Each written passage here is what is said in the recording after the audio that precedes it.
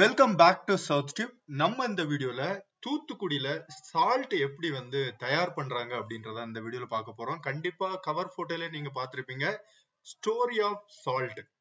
நம்ம இந்தியால பாத்தீங்கன்னா செகண்ட் ஹையஸ்ட் சால்ட் ப்ரொடியூஸ் பண்றது நம்ம தமிழ்நாடு தூத்துக்குடியில தான் இருக்குது. ஆனா குஜராத்ல பாத்தீங்க அப்படின்னா ஒரு பெரிய நம்பர், ஆல்மோஸ்ட் 80% ஆஃப் சால்ட் இந்தியால குஜராத்ல தான் பண்றாங்க. ஆல்மோஸ்ட் 12 to 13% நம்ம தமிழ்நாட்டுல. தேர்ட் பிளேஸ் பாத்தீங்கன்னா ராஜஸ்தான். ஸோ இதான் டாப் 3 பிளேசஸ் இந்தியால சால்ட் ப்ரொடியூஸ் பண்ற ஏரியா அப்படின்னு சொல்லலாம். எஸ்பெஷலி நம்ம தமிழ்நாடு நம்பர் 2ல இருக்குது. எவ்வளவு அப்படின்னு பாத்தீங்கன்னா 25 lakh டன் சால்ட் அப்படின்றது ப்ரொடியூஸ் பண்ணுது. ஸோ அதே ஒரு பெரிய நம்பரு. நிறைய பேர் கடல் தண்ணியில தான் சால்ட் ப்ரொடியூஸ் பண்ணிட்டு இருக்காங்க அப்படின்னு நினைச்சிட்டு இருக்காங்க அப்படின்னு நினைக்கிறேன், தெரியல. பட் நிறைய பேருக்கு அந்த தாட் இருக்கு, பட் அது கிடையாது.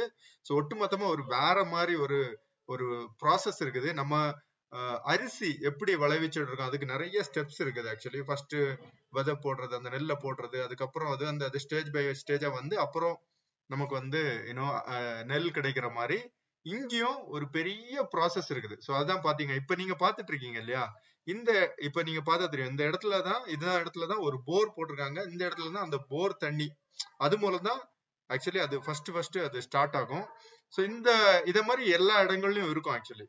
ஸோ இங்க பாத்தீங்க அப்படின்னா எவ்வளவு ஏரியாஸ்ல பண்ணிட்டு இருக்காங்கன்னா ஆல்மோஸ்ட் 25,000 ஏக்கர்ஸ்ல இந்த இது விவசாயம் அப்படின்னே சொல்லலாம். சால்ட் விவசாயம் அப்படின்றது ஆல்மோஸ்ட் பாத்தீங்கன்னா 25,000 ஏக்கர்ஸ்ல தூத்துக்குடியில பண்ணிட்டு இருக்காங்க.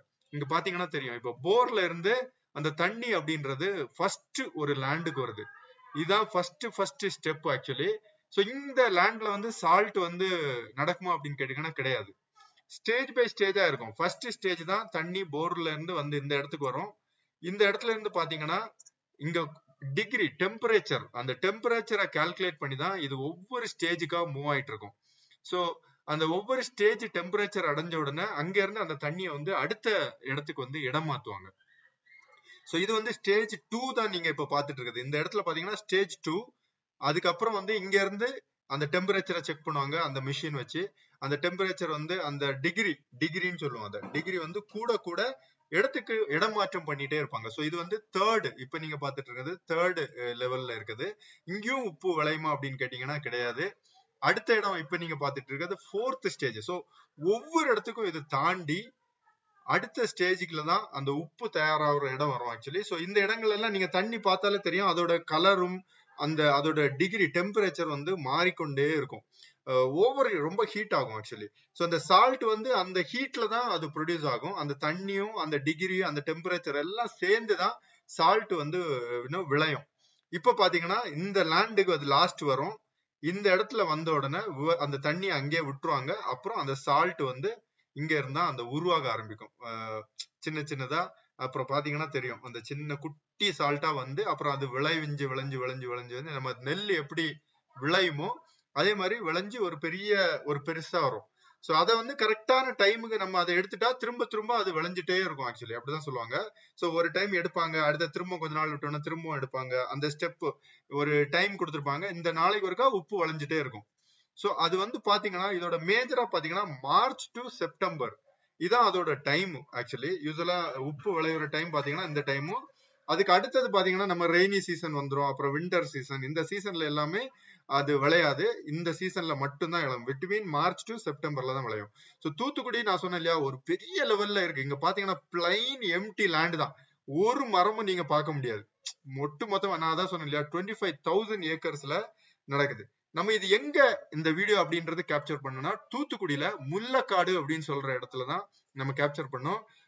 தூத்துக்குடியில ஆல்மோஸ்ட் ஒரு 5 பிளேசஸ்ல மேஜரா தூத்துக்குடியில் இந்த சால்ட் அப்படின்றது பண்றாங்க. அதுல முல்லக்காடும் ஒரு main area. So Mullakkadu, Vembur, பழையார்காயல்,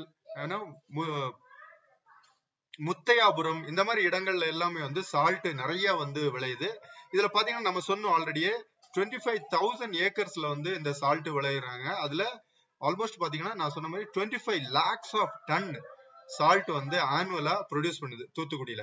இதுல ஆல்மோஸ்ட் பாத்தீங்கன்னா ஒரு 50 to 60,000 எம்ப்ளாயிஸ் இந்த சால்ட் இதுல வேலை பாக்குறாங்க, விவசாயிங்களா வேலை பாக்குறாங்க.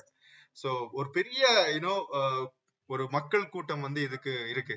ஆனா லாஸ்ட் 2 இயர்ஸா இந்த 25 lakh அப்படின்றது கம்மி ஆயிட்டே வருது. அந்த மேனுஃபேக்சர் அந்த விளையிறது வந்து கம்மி ஆயிட்டு வருது. எதனால அப்படின்னு பார்த்தோம்னா மழை மழை அதிகமா இருக்குது. ஃப்ளட் வந்து 2013ல நமக்கு எல்லாருக்குமே தெரியும் ஃப்ளட் அப்படின்றது வந்துச்சு. அதுல நிறைய அழிஞ்சு போச்சு. 2024லயும் மழை அதிகமா இருந்தது. அதனாலயும் விளைவிக்க முடியல. சோ நீங்க பாத்தீங்கன்னா தெரியும். இவங்க வந்து நம்ம நெல்லை வந்து நிறைய பேர் தேக்கி வச்சு அதுக்கப்புறமா சேல் பண்ணுவாங்க. மழை காலங்கள்ல வந்து இந்த சால்ட்டோட பிரைஸ் வந்து இன்க்ரீஸ் ஆகும் கொஞ்சம். அதனால அந்த டைம்ல சோ இப்போ நீங்க பாத்தீங்கன்னா தெரியும் டார்பால் போட்டு மூடி வச்சிருக்காங்க இல்லையா, இந்த மாதிரி எல்லாம் பண்ணி வைப்பாங்க. ஆக்சுவலி தேக்கி வச்சுட்டு அதுக்கப்புறமா சேல் பண்ணுவாங்க. சோ இது வந்து இந்த இடங்கள்ல பாத்தீங்கன்னா நிறைய முழுக்க முழுக்க சால்ட் தான். எங்க போனாலும் கால்ல கையில எங்க பார்த்தாலும் சால்ட் தான். அதோட குவாலிட்டியும் நல்லா இருந்தது. வெள்ளை வெள்ளையா அது காஞ்ச உடனே அவ்வளவு சூப்பரா இருந்தது. அந்த சால்ட்டை பாக்குறதுக்கும் நிஜமா நம்ம வந்து கலர் நிறைய பேர் எல்லாம் வந்து அது பாலிஷ் பண்ணி வருது, அப்படி வருது, இப்படி வருதுலாம் நிறைய நம்ம கதைகள் கேட்டிருப்போம். ஆனா டைரக்டாவே அது அவ்வளவு சூப்பரா இருந்து பாக்குறதுக்கு அது ஒரு விஷயம். சோ இதே மாதிரி இந்த சால்ட் எல்லாம் விளைஞ்ச அப்புறம் என்ன பண்ணுவாங்கன்னா இதே மாதிரி ஒரு குடோன் கட்டிடுவாங்க. அந்த குடோன் மாதிரி ஒரு சின்ன சின்ன இடம் இதே மாதிரி அங்கங்கே இருக்கும். சோ அதுக்குள்ள அந்த சால்ட்டை தட்டி நிறைச்சி அந்த ரூம் அந்த இது ஃபுல்லா வந்து சால்ட்டா இருக்கும். பாத்தீங்கன்னா தெரியும். இந்த மாதிரி இதுதான் வந்து சால்ட் ஸ்டோரேஜ் ஏரியா அப்படின்னு சொல்லலாம் ஆக்சுவலி. சோ இங்க ஸ்டோர் பண்ணி வைப்பாங்க. இந்த இடத்துல வந்து அவங்க அந்த பேக்கிங் அந்த மாதிரி விஷயங்கள் எல்லாம் கூட நிறைய பண்ணுவாங்க. சோ நம்ம அடுத்து தொடர்ந்து இந்த ஸ்டோரேஜ் ஏரியா தாண்டி திரும்ப அடுத்த இடத்துக்கு மூவ் ஆனோம். சோ நிறைய நம்ம உள்ள வந்து எக்ஸ்ப்ளோர் பண்ணோம் ஆக்சுவலி. சோ அடுத்தது நம்ம எங்க போயிட்டு இருக்கோம்னா அந்த பேக்கிங் எல்லாம் பண்ணுவாங்க இல்லையா, இந்த சால்ட்டை வந்து பேக் பண்ணி அந்த யூனோ ட்ரக்ல ஏத்தி கொண்டு போற அந்த இடத்துக்கு தான், அந்த பேக்கிங் ஏரியா நோக்கி தான் நம்ம இப்ப போயிட்டு இருக்கோம். சோ இந்தியால நான் சொன்னேன் இல்லையா, நம்ம இந்தியால இது நம்பர் 2. இதே மாதிரி வேர்ல்டுல நம்ம பார்த்தோம் அப்படின்னா இந்தியா வந்து 3rd லார்ஜஸ்ட் சால்ட் ப்ரொடியூசிங்ல இருக்கு.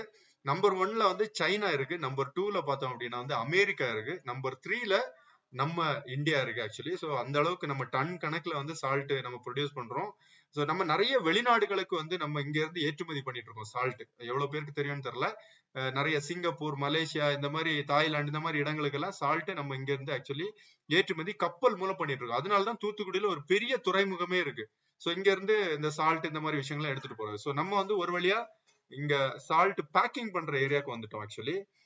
சோ இங்க பாத்தீங்கன்னா பேக்கிங் அப்படின்றது பண்ணுவாங்க. சால்ட் காஞ்ச பிறகுதான் பேக்கிங் பண்ணுவாங்க. ஃபர்ஸ்ட் நம்ம தண்ணியில இருந்து அதை எடுக்கும் போது ஈரமா இருக்கும். சோ அதுக்கப்புறம் அது ட்ரை ஆன உறவு அதுக்கப்புறம் வந்து வெப்பத்துல வந்து அது கரைஞ்சிரும் அப்படின்னு எல்லாம் நிறைய பேர் சொல்லுவாங்க. அந்த மாதிரி எல்லாம் கிடையாது. அது இந்த கிளைமேட்டுக்கு அது சூப்பரா கரெக்டா இருக்கும்.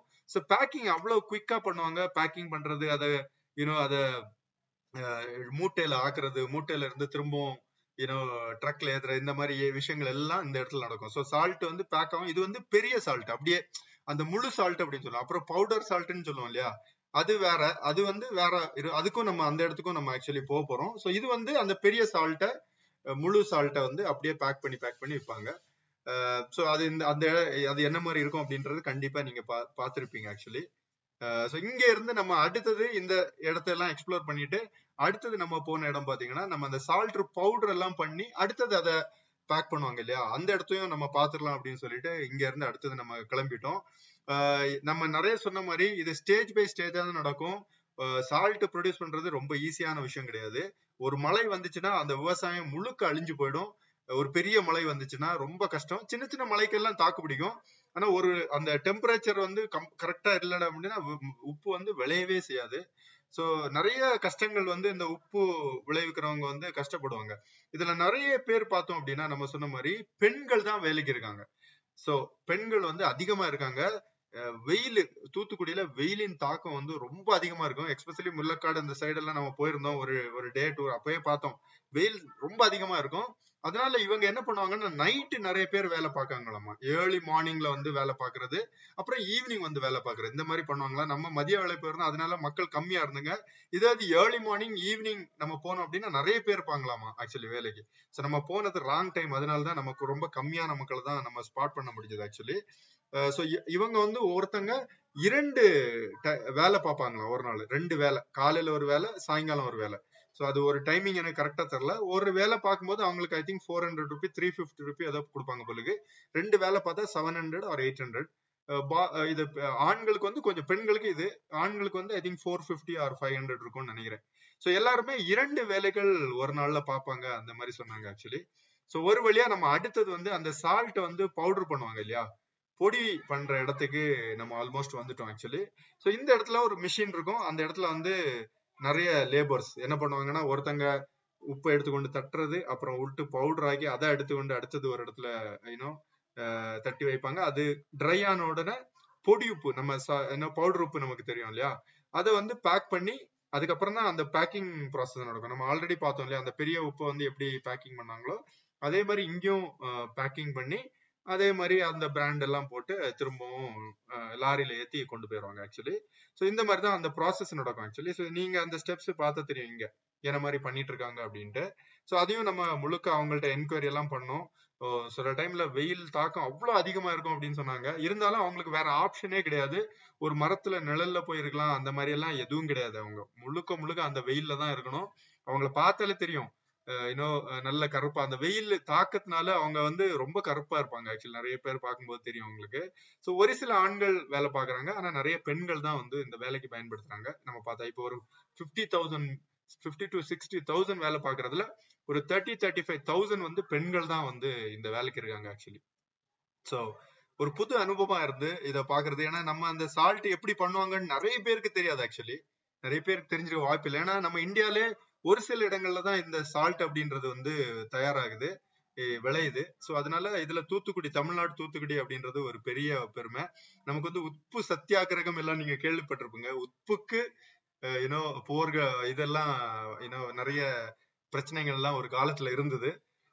சோ இத மாதிரிதான் நீங்க இப்ப பார்த்தா தெரியும், இங்கேயும் அப்படிதான் அந்த ஸ்டோர் பண்ணி வைக்கிறது, இந்த இடங்கள் எல்லாம் இதான். சோ அடுத்தது நம்ம எல்லாமே நிஜமா சுத்தி பார்த்தோம். அருமையான ஒரு எக்ஸ்பீரியன்ஸா இருந்தது இந்த வீடியோ பதிவு அப்படின்றது. உங்களுக்கும் கண்டிப்பா பிடிச்சிருக்கும்னு நினைக்கிறேன். ஆனா இந்த வீடியோ அப்படின்றது நம்ம மனிதர்கள் சாப்பிடுற இந்த சால்ட். ஆக்சுவலி சால்ட்ல 2 டைப் இருக்கு. உங்களுக்கே நிறைய இதுவும் தெரிஞ்சிருக்க வாய்ப்புகள் இல்ல. இது வந்து மனிதர்கள் சாப்பிடுற சால்ட். அப்புறம் இந்த சால்ட் எல்லாமே வந்து ஒரு பகுதியில விளையுது. இன்னொரு பகுதி அதுக்குன்னே தனியா ஒரு பகுதி, அது வந்து கெமிக்கல் சால்ட். இந்த ரசாயன உரம் எல்லாம் பண்ணுவாங்க இல்லையா, அதுக்கு ஒரு தனியா ஒரு சால்ட், அது தனியா ஒரு இடத்துல இருக்கு. அந்த இடத்த வந்து நம்ம அடுத்தது பயணிக்க போறோம். அடுத்த வீடியோல அந்த அந்த ரசாயனம், அந்த இதுக்கெல்லாம் கெமிக்கல் சால்ட் அப்படின்னு சொன்னாங்க. அது மனிதர்கள் சாப்பிட முடியாது. ஒன்லி அந்த ரசாயன உரம் தயாரிக்கிறதுக்கு மட்டும்தான் அதை யூஸ் பண்ணுவாங்க. அதுக்கு ஒரு பெரிய ஃபேக்டரி அங்க இருக்கு. அங்க இருந்து உருவாக்கி அதை அடுத்தது கொண்டு போய் அங்க ஏதோ ஒரு இடத்துல போட்டு அப்புறம் ரொம்ப நாள் அது ஊறி அதுவும் அங்க அந்த லெவல் வந்து அதுக்கப்புறம் அந்த ரசாயன உரம் அப்படின்றது அது தயாராகும். அந்த ஏரியால ஸ்மெல் எல்லாம் ரொம்ப வேற லெவல்ல இருந்தது, டிஃப்ரெண்டா. சோ அடுத்தது நம்ம இந்த vlog இங்க முடிக்கிறோம். Actually super experience. அடுத்தது நம்ம இங்க இருந்து பயணிச்சு அடுத்த போற இடம் தான் அந்த கெமிக்கல், அந்த சால்ட்னு சொன்னோம் இல்லையா, அது தயாரிக்கிற இடத்து. தொடர்ந்து பாருங்க, அடுத்த வீடியோ அந்த வீடியோ தான்.